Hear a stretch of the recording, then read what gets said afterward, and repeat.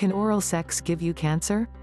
Reports of an increase in head and neck cancers that are caused by human papillomavirus, or HPV, have led some to propose that changes in sexual behavior, specifically an increase in oral sex, are responsible.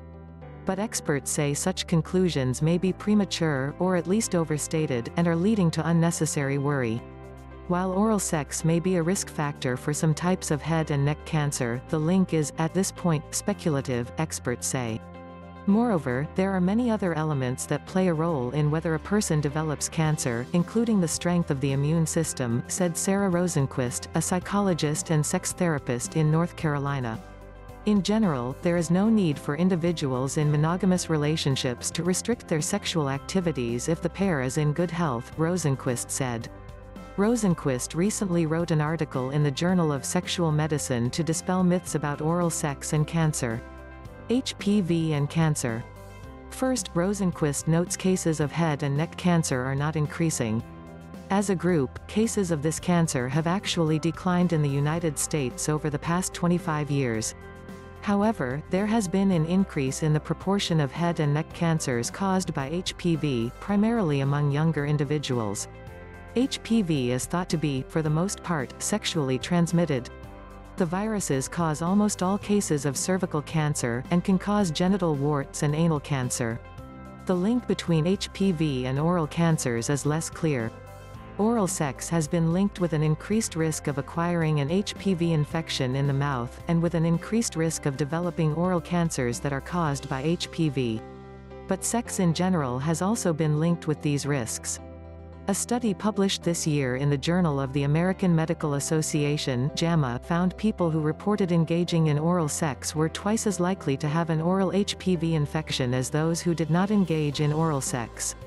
But people who reported having sex of any kind were 8 times more likely to have an oral HPV infection than those who had not had sex. There are no data to directly support a link between changes in sexual behavior and increased incidence of HPV-associated cancer. Because the data do not exist, Dr. Maura Gillison, chair of cancer research at Ohio State University who has studied HPV, told MyHealthNewsDaily in an email. When is HPV a concern? An HPV infection becomes concerning if it persists in the body for a long time, as persistent HPV infections are more likely to cause cancer, Rosenquist said. And persistent infections occur when the body's immune system can't clear the virus. So any factors that would compromise the immune system function may increase cancer risk. The more sexual partners a person has, the more swamped their immune system becomes, Rosenquist said. So if any sexual behavior change is responsible for the uptick in oral cancers caused by HPV, it's an increase in promiscuity, not oral sex, Rosenquist said. The JAMA study found that among teens and adults who'd had 20 or more sexual partners in their lifetimes, 1 in 5 had an oral HPV infection. Another study found that people who had performed oral sex on 6 or more partners in their lifetime had an 8-fold increased risk of cancers of the mouth or throat. If you are in a monogamous relationship and have had fewer than 6 sexual partners in your lifetime, chances are that you and your partner will be swapping HPV back and forth, with infections waxing and waning over your lifetime. Rosenquist said. If you are able to clear HPV, but your partner is not, you may both be at risk of a persistent infection, Rosenquist said. A 2006 study found that the presence of a persistent HPV infection in one partner in a relationship increased the risk of a persistent infection in the other partner tenfold.